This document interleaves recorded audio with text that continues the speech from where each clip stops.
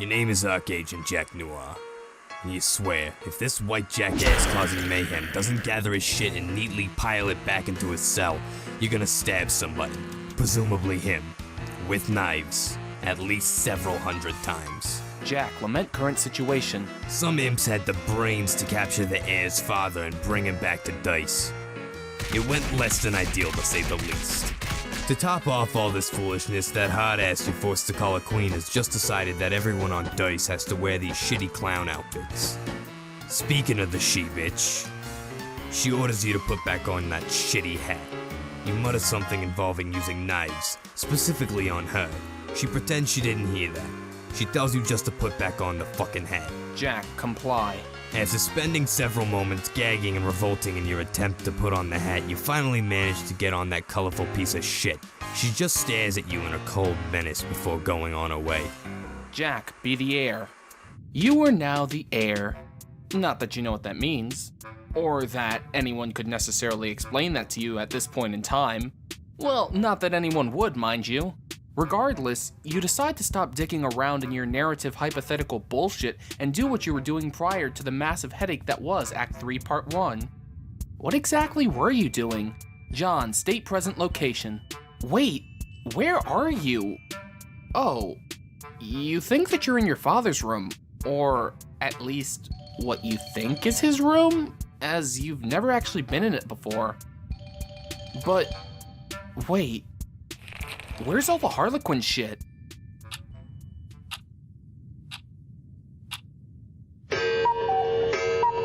Oh my god.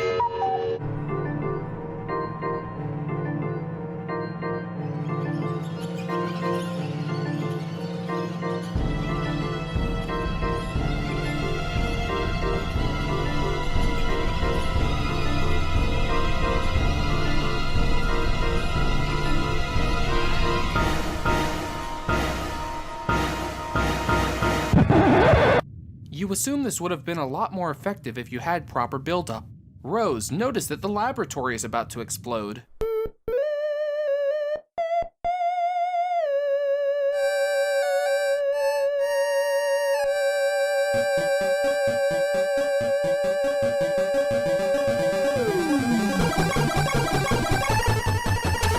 What? No, it's not. You're beginning to think that you're feeling uncannily paranoid. Rose, follow Jaspers on the tracking machine. Hey look, Jaspers is still alive, and in a very familiar looking location. Rose, you have less than 10 seconds. Get the fuck out. Fine. You go through the transportalizer and end up in... a wine bar? Is this supposed to be your mom's room? No, wait, who are you kidding? Of course it is. Anyway, it looks as if you had way more than 10... Rose decides to not acknowledge what just happened and uneventfully walks back to her room.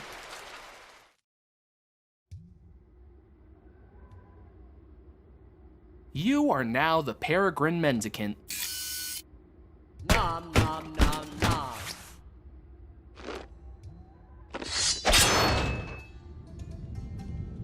PM, express obvious male fetish.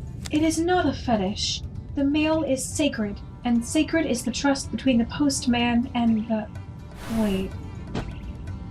The male is sacred, and sacred is the trust between the postman and the... You know what, forget it, the moment already passed. PM, type view on the terminal. You do so, and see an awfully silly-looking filly. You wonder what her name could be.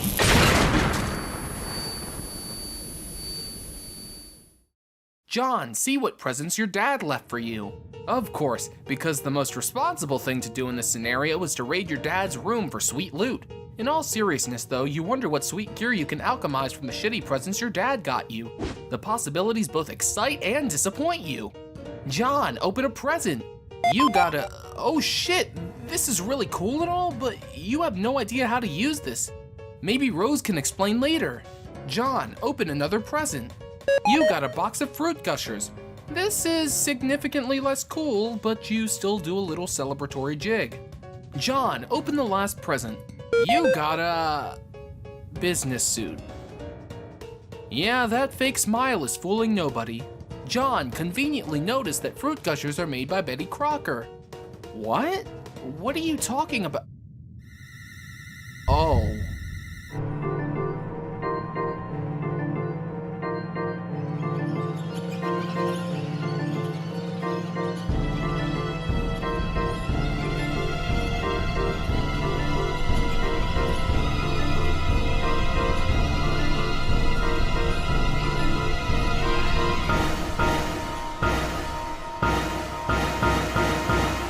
Yeah, it really doesn't work without the proper build-up.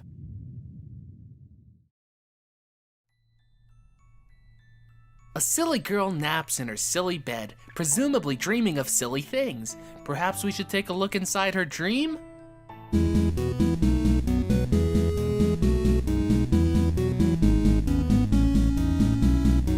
Okay, maybe not her dream, but what about her dream?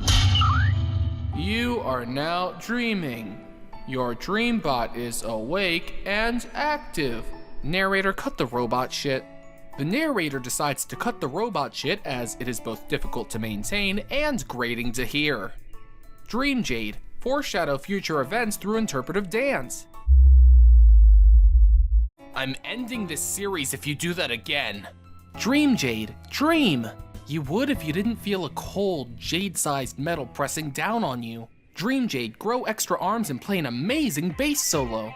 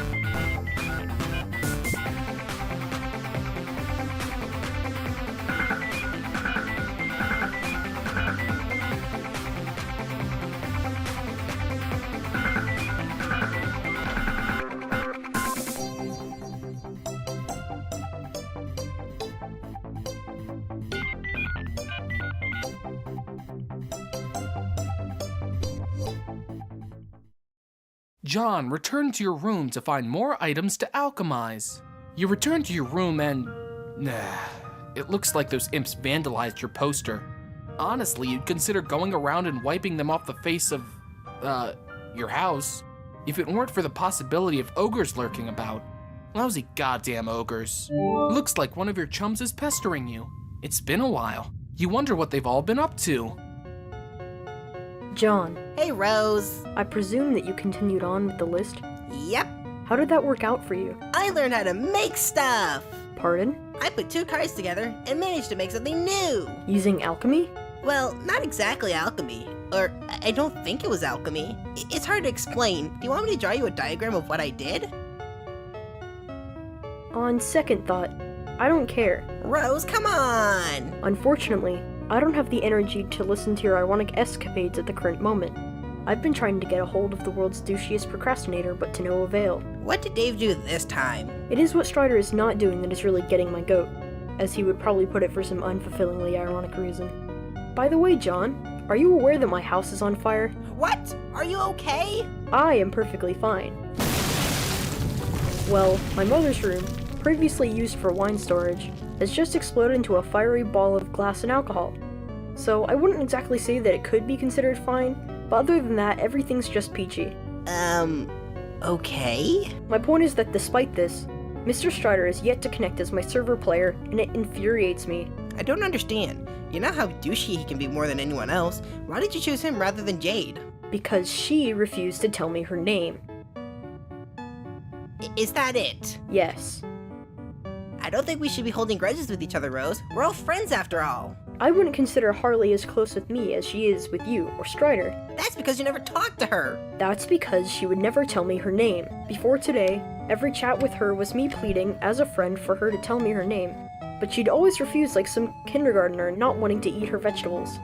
Eat the goddamn spinach, I'd say. I don't wanna, she'd say, adding several unnecessary punctuation marks and letters to emphasize her childish point. Then she'd ramble on about some cryptic message from the future like she's the fucking Terminator.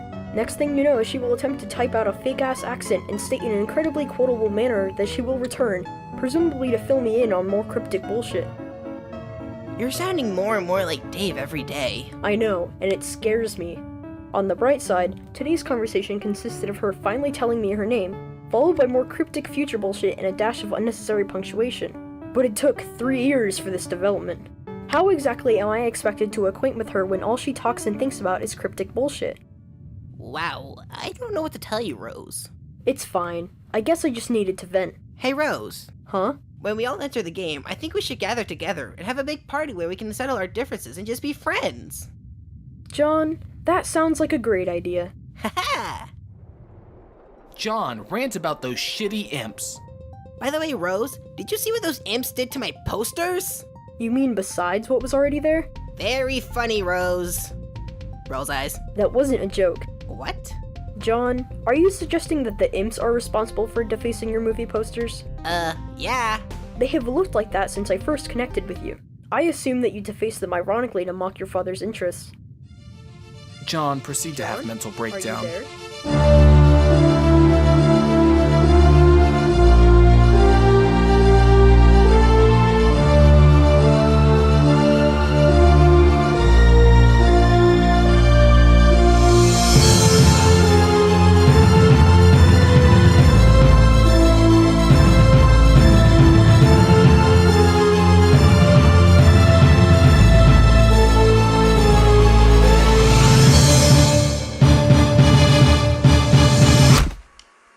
Damn it. Your over-the-top scene transition had no effect on his faceless white face. Jack, rely on your trusty companion. You pull out your trusty knife. God, do you love this knife. You spend a millennia waiting for the chance to pull it out on someone. Its sharp edge shines in all its blackness. The sturdy hilt quivers in your hand. You and this knife have gone through a lot together. On some rougher days, you'd sing it to sleep with sweet lullabies, a fictional group of rowdy individuals that you'd hope to one day lead. I'm a member of the Midnight Crew. Billy is slick, CD. You ruined the reminiscing. Now where were you?